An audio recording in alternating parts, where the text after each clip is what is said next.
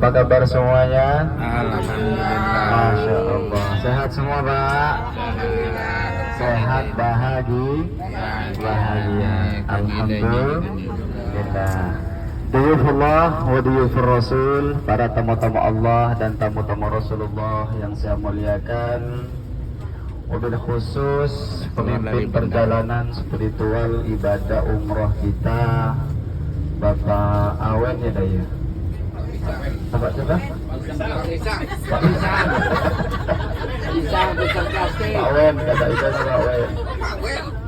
Dijebak saya tadi tuh kata Pak Pisang. Yang Masya Allah baru datang aja sudah dapat ujian dari Allah. Tasnya ada yang bawa. Gak apa-apa, anggap aja tasnya rekreasi maksudnya. Ya, jalan-jalan. Ya. Salam perkenalan itu. Berapa jam? Tapi hikmahnya itu ibu yang paspornya itu 6 bulan itu jadi bisa berangkat juga kan, karena dia kalau nggak dia ketinggalan. Masya Allah, tabarakallah. Jadi alhamdulillah, insya Allah Pak Wen ada hikmah di balik itu semua. Sama seperti yang kemarin katanya ada paspornya yang kurang 6 bulan nggak bisa berangkat, pesawatnya delay, akhirnya bisa masuk. Mana orangnya mana? Masya Allah. Masya Allah. Alhamdulillah. Tadinya suaminya tapi nggak mau berangkat. Oh gitu. Suaminya bukan Ahmad tadi nih. Berarti suaminya setia. Iya. Ibu yang khawatir takut baliknya bawa orang Arab. Ah ya. Cadar lagi. Pakai ini banyak yang pakai cadar ini. Kalau saya laki-laki Ustaz. Hah? Aku nggak jadi bawa itu. Alhamdulillah. Para jamaah yang dirahmati Allah Subhanahu wa taala, yang tidak bisa saya sebutkan satu persatu namanya, tapi insya Allah tidak mengurangi rasa hormat saya, rasa takzim saya kepada para jemaah sekalian, karena insya Allah kita ini semua adalah hamba-hamba yang dimuliakan oleh Allah Subhanahu wa taala. Seperti biasa para jemaah, sebelum kita awali perjalanan kita, mari sama-sama kita membaca doa safar, minta perlindungan kepada Allah Subhanahu wa taala agar senantiasa perjalanan kita selalu diberikan perlindungan, diberikan kemudahan oleh Allah Subhanahu wa taala sampai nanti kita tibanya di kota Madinah Al-Munawwarah. Kurang lebih perjalanan kita ini akan memakan waktu 5 sampai 6 jam ya. InsyaAllah kita doakan juga Bapak sopirnya tidak ngantuk, itu yang paling utama. Bir, kopi bir. Orang mana Pak sopir? Orang Banten. Orang Banten. Kalau parkir biasa tarik. Supir servis. Kita baca doa safar bersama-sama. Bismillahirrahmanirrahim. Bismillahirrahmanirrahim. Bismillahi tawakkaltu ala Allah. Bismillahirrahmanirrahim. Allah. Bismillahi Bismillahi. la hawla wa la quwwata illa billah. Haula wala quwata illa billah. Allahu akbar. Allahu akbar. Allahu akbar. Allahu akbar. Allahu akbar. Allahu akbar. Subhanalladzi Subhanalladzi sakhkhara lana hadha sakhkhara hadza wa ma kunna wa ma kunna lahu mukrinin lahu mukrinin wa inna wa inna ila rabbina ila rabbina lamunqalibun. lamunqalibun. Allahumma Allahumma inna nas'aluka inna nas'aluka fi safarina fi safarina hadhal birra hadzal birra wattaqwa wat taqwa wa minal amali wa minal amali ma tarda. ma tarda. Allahumma Allahumma hawwin alaina awin alaina safarana hadha safarana hadza watwi anna watwi anna bu'dah. bu'da. Allahumma Allahumma anta as-sahibu anta sahibu fi as-safari fis safari wal khalifatu wal khalifatu fil ahli. fil Alhamdulillah, semoga dengan pembacaan doa safar tadi perjalanan kita diberikan perlindungan oleh Allah Subhanahu wa taala. Pak Sopir, ada air dari mana? Ada air. Air. Pakai itu tuh, tato. Ada Pak? Lap tuh ada. Ada lah.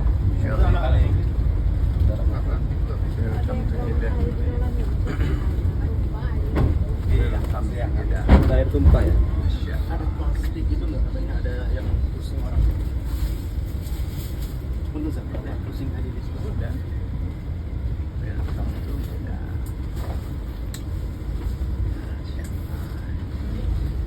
Orang dia mau puasa nih, orang yang mau puasa nih. Mau puasa di Makkah dan di Madinah, Masya Allah.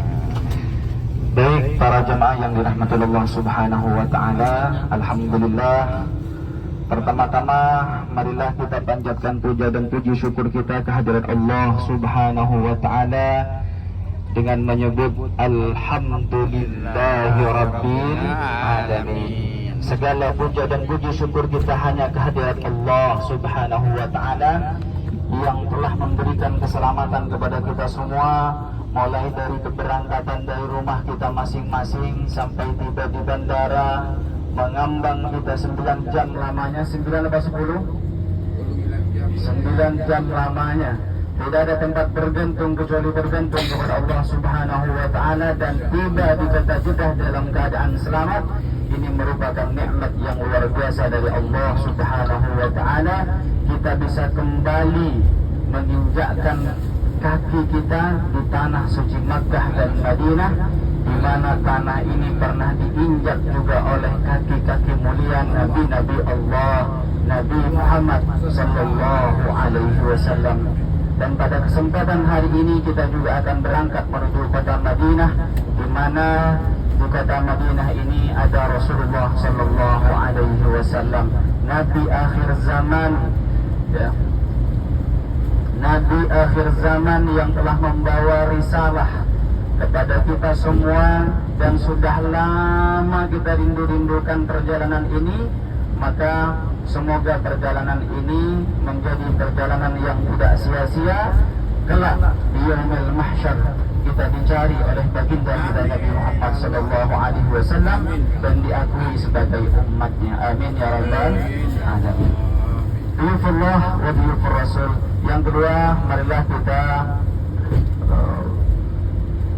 mengucapkan salawat kepada Rasulullah sallallahu alaihi wasallam dengan menyebut Allahumma salli ala sayyidina Muhammad wa ala ali sayyidina Muhammad. Salawat dan salam kita haturkan kepada junjungan kita Nabi besar Muhammad sallallahu alaihi wasallam, karena berkat perjuangan beliau, berkat dakwah beliau, berkat risalah yang dibawa oleh beliau, kita yang nun jauh di sana 9.000 km jauhnya, kita bisa merasakan nikmatnya iman dan Islam. Yang kedua, diyufullah wa diyufur Rasul, saya ingin mengucapkan beribu-ribu terima kasih kepada para jemaah sekalian, karena para jemaah telah mempercayakan perjalanan spiritual ibadah umroh para jemaah sekalian, khususnya di bulan Ramadan ini, kepada Mas Idai dan kawan-kawan. Semoga dengan kepercayaan para jemaah sekalian, kita bisa terus memberikan pelayanan yang terbaik kepada para tamu-tamu Allah dan tamu-tamu Rasulullah sallallahu alaihi wasallam. Kemudian yang ketiga, para jemaah, sebelum para jemaah beristirahat, saya ingin menyampaikan beberapa pesan.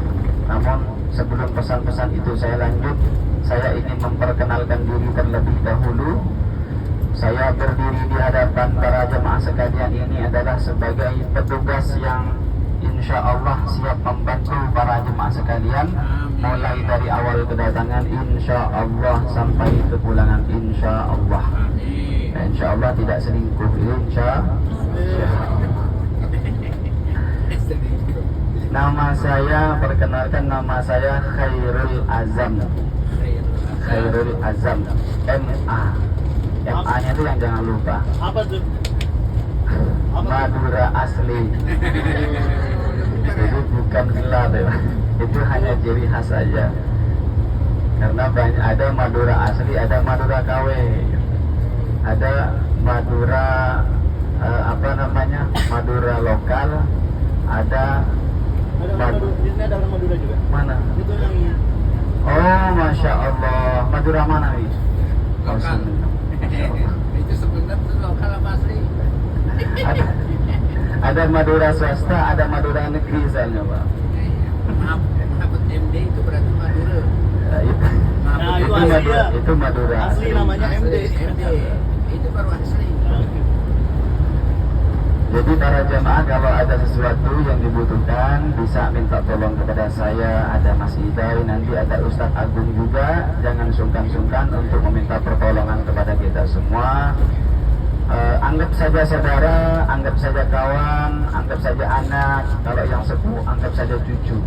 Dan jangan malu-malu dan jangan sungkan-sungkan. Kemudian yang keempat, para jemaah, sebelum kita beristirahat, para jemaah, ada pesan-pesan dari para ulama-ulama kita ketika kita datang menjadi tamu Allah dan tamu Rasulullah Sallallahu Alaihi Wasallam. Paling tidak kita harus memiliki 5 bekal yang harus kita bawa, baik ke kota Makkah ataupun ke kota Madinah Al-Munawwarah. Karena ini ke kota Madinah terlebih dahulu, maka para jamaah yang pertama bekal-bekal yang harus kita bawa adalah kita harus meluruskan niat kita ke kota Madinah. Ini tujuannya tidak ada lain hanya untuk berziarah kepada Rasulullah. Tujuan kita tidak ada lain hanya untuk berziarah kepada Rasulullah. Kenapa? Karena dari hadis Ibnu Abdullah bin Umar disebutkan bahwa man ja'ani za'iran la ta'miluhu hajatan illa ziyarati kana haqqan alayya an akuna lahu syafi'an yaumal qiyamah.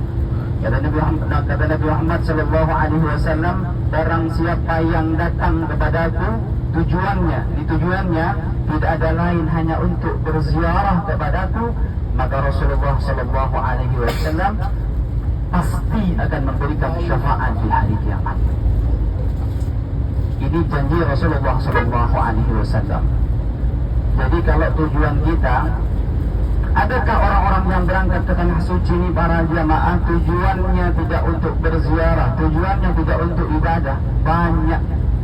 Sebelum Pilpres kemarin banyak yang berangkat tiba-tiba mendadak berangkat ke Saudi Arabia melaksanakan ibadah umrah 1 hari 2 hari cuma numpang foto pakai ihram karena maunya nyalek. Ada seperti itu Pak. Bahkan kata Nabi sudah disebutkan 1400 tahun yang lalu, kata Nabi Muhammad, di akhir zaman itu akan ada orang-orang yang berangkat ke tanah suci itu ada 3 macam. Kaum yang miskinnya, orang-orang kalangan bawahnya, dia berangkat ke tanah suci itu untuk meminta-minta.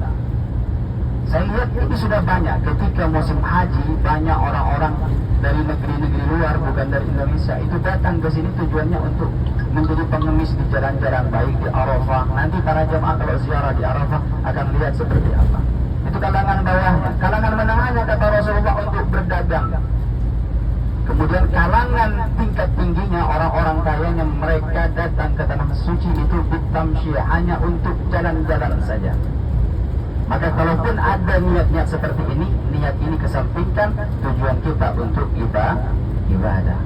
Terutama ketika kota Madinah, berangkat ke kota Madinah, tujuan kita luruskan dari sekarang untuk berziarah kepada baginda kita Nabi Muhammad sallallahu alaihi wasallam. Kemarin ini kan full Ramadan, nampaknya kalau tidak salah di agendanya full Makkah ya Day? Full Makkah. Tapi Masya Allah dirundingkan mungkin karena ketika datang ke tanah suci ini tidak sah rasanya kalau tidak berziarah kepada Rasulullah SAW. Karena adanya perjalanan ibadah umrah yang menjelaskan manasik-manasik haji dan manasik-manasik umrah itu datangnya dari Rasulullah SAW. Rasulullah yang menyebarkan agama ini. Maka tidak sopan rasanya ketika kita menjadi tamu Allah dan tamu Rasulullah kita tapi tidak berziarah kepada Rasulullah Sallallahu Alaihi Wasallam. Maka alhamdulillah jamaah sudah mendapatkan keberangkatan ke Madinah ini, insya Allah, walaupun hotelnya agak jauh sedikit, ya. Hotelnya agak jauh sedikit, bukan di kalangan sana, karena kalau Ramadan itu para jamaah banyak hotel-hotel itu yang harus di booking 1 bulan full per kamar. Ya, sekarang aja kalau di Mekah itu kalau mau cari akhir Ramadan, mau dipakai 1 hari 2 hari, dia harus bayar dari tanggal 21 sampai tanggal 30-nya. Itu hotel-hotel sistem perhotelan di kota Mekah dan Madinah. Kalau Ramadan itu 3 kali lipat. Tapi alhamdulillah kita sudah carikan tempat yang nyaman, walaupun agak jauh sedikit, tapi perjalanannya insya Allah tidak akan kerasa. Kenapa? Karena tempat itu sekarang sudah mulai diminati oleh jamaah Malaysia, Indonesia, karena tempatnya yang estetik. Kemudian kalau malam hari itu rame, 24 jam itu rame. Jadi kita ke masjid itu nggak akan terasa. Apalagi ibu-ibunya nih yang gemar belanja ya, kanan kirinya, masya Allah. Jadi nanti kalau ada yang bawa istri pulang dari masjid nggak nyampe ke hotel, nggak usah khawatir bapak-bapaknya. Cari aja di pasar atau di toko emas. Kemarin jemaah saya banyak yang hilang, ternyata bukan kita. Kanan kiri itu nyangkut semua. Berangkat ke masjid itu utuh, pulang dari masjid tinggal 2 orang. Bingung saya ngeliat ke belakang udah nggak ada. Balik lagi ternyata ada yang nyangkut di toko emas, ada yang di toko abaya, karena diskonnya banyak di sana. Jadi masya Allah, insya Allah nikmati perjalanan ini. Ini kan umroh mandiri ya, Day? Ya. Umroh mandiri itu biasa saya sarankan kalau di TikTok atau di Instagram tuh kita sarankan hanya bagi orang-orang yang sudah paham Makkah Madinah. Rasa-rasanya di sini sudah semua ya, sudah umroh semua Pak ya. Masya Allah. Sudah pernah haji juga? Yang sudah pernah haji? Masya Allah. Yang belum semoga disegerakan oleh Allah Subhanahu Wa Taala. Ada haji mandiri juga nanti. Ya, Ada namanya haji koboi. Haji koboi itu kata orang Arab, kata mukimin Arab itu haji koboi namanya. Kenapa? Karena kita berangkatnya masing-masing. Bikin tendanya juga sendiri, bawa tenda kayak camping dekat dari Jabal Rahmah. Biasanya seperti itu. Lebih enak seperti itu malahan para jamaah, daripada kita sudah membayar, misalkan bayar 170 juta atau 200 juta, tiba-tiba pakai visa ziarah berangkat ke sini, dijanjikan fasilitas tenda. Kemudian seperti tahun yang lalu kejadian, semua travel rata-rata bermasalah di tendanya. Akhirnya apa yang terjadi? Jamaah ribut di Arafah. Jamaah ada yang keluar caci makian, hingga akhirnya kalau menurut saya ibadahnya ini sia-sia. Kenapa? Karena larangan Allah Subhanahu Wa Taala dalam ibadah haji dan ibadah umrah ketika sudah berihram, la fusuqah, la jidala. Al-hajj ashhurun ma'lumat. Faman farada fihinna al-hajj la rafata wa la fusuqa wa la jidal. Jidal ini yang jarang orang-orang tahu, yang jarang orang sadari. Mereka, saya sudah bayar mahal dan segala macamnya. Akhirnya rusaklah ibadah kita itu.